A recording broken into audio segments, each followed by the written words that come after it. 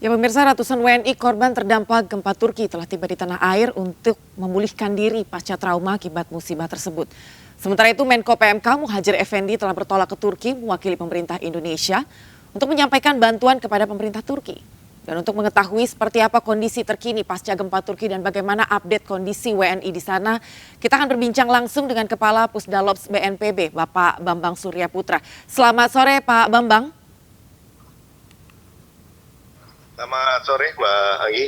Ya, Pak Bambang, saat ini situasi di lokasi gempa seperti apa, Pak? Apakah kondisinya memang cukup buruk begitu di lokasi? Iya, kami laporkan saat ini posisi tim Indonesia membantu untuk penanganan gempa pada provinsi di Hatay dan untuk khususnya di kota Antakya dan juga di Hasa. Dan di lokasi tempat kami melakukan intervensi atau dukungan kemanusiaan, di sana penduduk sudah mendapatkan tempat-tempat evakuasi, pada umumnya di tenda, kemudian pada gedung-gedung yang masih memungkinkan untuk ditempatkan para pengungsi. Kemudian penanganan yang dilakukan di lokasi terjadinya gempa telah didirikan dan dioperasionalkan rumah sakit di Iskandaran dan juga beberapa rumah sakit lapangan yang dibantu oleh emergency medical team dari berbagai negara.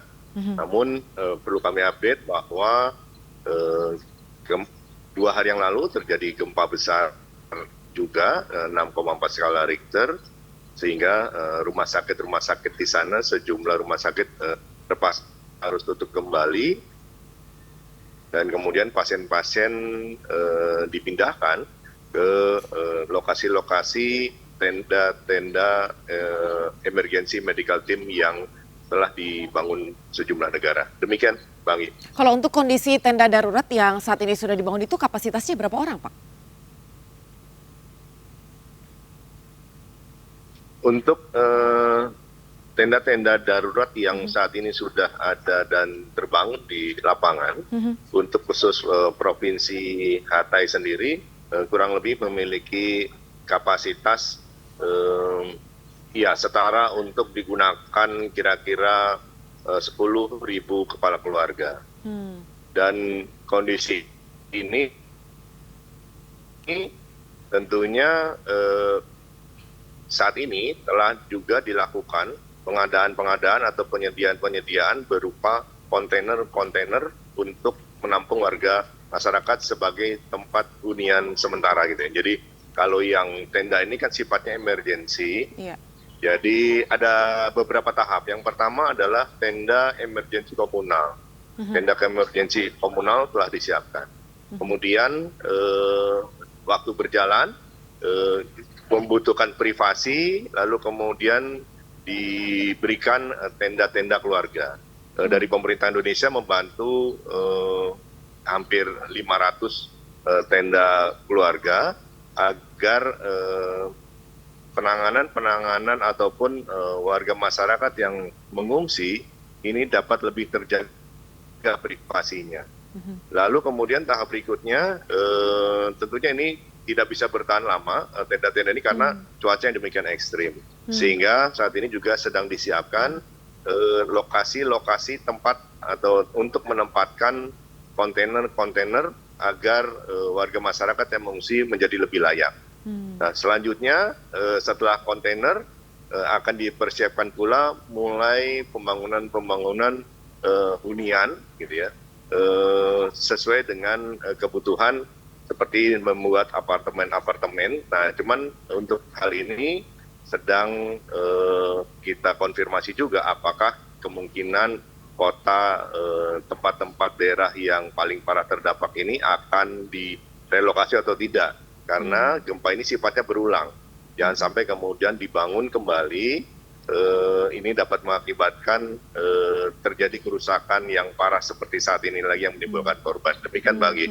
Berarti kalau begitu ketika nantinya pembangunan kontainer ini tenda-tenda darurat yang bersifat komunal maupun yang bersifat privacy nantinya ditiadakan begitu ya Pak, dipindah semua ke kontainer yang saat ini sedang dalam proses pembangunan begitu? Betul, betul sekali Mbak. Dan itu jaraknya tetap di titik lokasi yang sama atau nantinya akan dipindah Pak ke lokasi yang lain yang lebih safety begitu mungkin? Kebetulan di sini itu lokasinya untuk lahan luas yang rata gitu ya. Ini cukup sulit untuk didapatkan karena di sini konturnya ini berbukit-bukit gitu ya. Seperti pada saat kami membangun tenda emergency medical team seluas 25.000 meter persegi. Itu juga harus meratakan bukit ya. Jadi dalam waktu 1 hari mereka mengerahkan 17 alat berat gitu ya, untuk meratakan bukit tersebut sehingga saat ini bisa kita gunakan. Tentunya effort yang sama akan dilakukan untuk pembangunan tersebut. Namun tentunya apakah lokasi-lokasi tersebut tepat gitu ya. Nah ini yang juga tentunya tidak mudah bagi otoritas setempat untuk bisa mencari dan mengkonfirmasi karena dia harus dilakukan survei geologi untuk bisa menentukan apakah tempat ini memiliki risiko yang tinggi ataukah rendah dari ancaman gempa bumi. Demikian Mbak. Ya berarti sejauh ini memang sudah dalam bentuk persiapan dan juga riset dari geologi sendiri. Ada informasi atau data terkini Pak, berapa jumlah WNI yang sampai saat ini masih berada di rumah sakit darurat? Atau mungkin jumlah korban? Iya, jumlah WNI semuanya masuk di rumah pengungsian di Ankara. Jumlah totalnya terus terang saya tidak mendapatkan update terakhir karena terakhir itu menggunakan pesawat bantuan pemerintah RI. WNI ini dipulangkan 85 ke tanah air 2 hari yang lalu dan kemudian korban meninggal pada WNI itu ada 4 orang. Yang 2 dimakamkan di sini, lalu yang 2 ini dikembalikan ke tanah air, yaitu ke Bali dan ke Lombok. Gitu. Dan alhamdulillah pada gempa 6,4 skala Richter yang terakhir tidak terdapat korban luka maupun meninggal dunia. Oke, baik. Yang terakhir, Pak Bambang, apakah ada bantuan tim dokter yang dikirimkan ke lapangan atau sampai saat ini masih dengan tim cepat tanggap darurat saja yang ada di sana?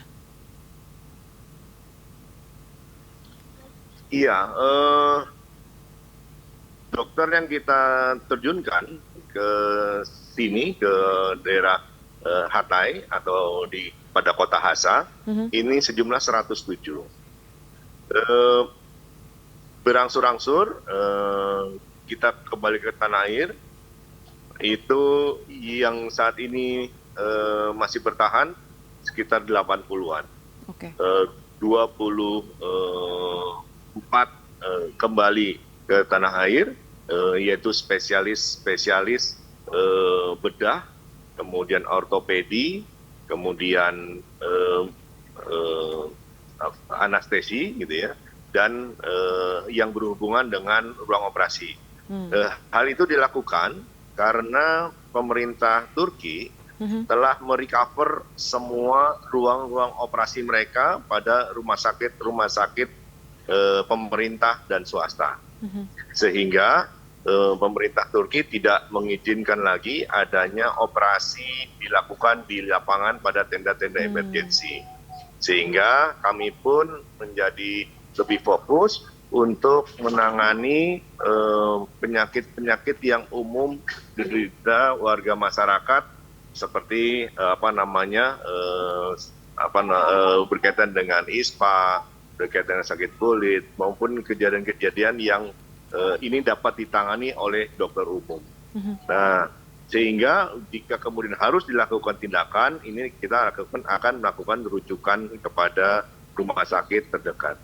Dan perlu dipahami juga bahwa pengiriman dokter-dokter maupun tim kesehatan di luar dari pemerintah ini harus dikoordinasikan juga dengan IMT kita dari Kemenkes yang saat ini kita memiliki posko di Hasa. Karena hal tersebut menjadi tanggung jawab pemerintah RI. Jadi pemerintah Turki ini demikian strict ya. Banyak sekali memang teman-teman dari NGO yang juga ingin mengirimkan tenaga kesehatannya. Namun saat ini kita selalu menghimbau agar seluruh tenaga-tenaga kesehatan yang akan dikirimkan ke Turki berkoordinasi bersama Kementerian Kesehatan dan standby di posko kita di Hasa supaya kita bisa menjamin penanganan kesehatan ini di bawah kendali dua pemerintah ini. Dan ini kondisi yang saat ini, Pak Agi. Oke, baik. Terima kasih Pak Bambang untuk informasinya. Doa kami masyarakat Indonesia untuk seluruh korban gempa dan juga seluruh petugas SAR Indonesia maupun dari negara-negara lain yang ikut terlibat dalam proses penanganan korban gempa di Turki. Selamat sore waktu Indonesia. Terima kasih Pak. Selamat sore. Terima kasih. Assalamualaikum.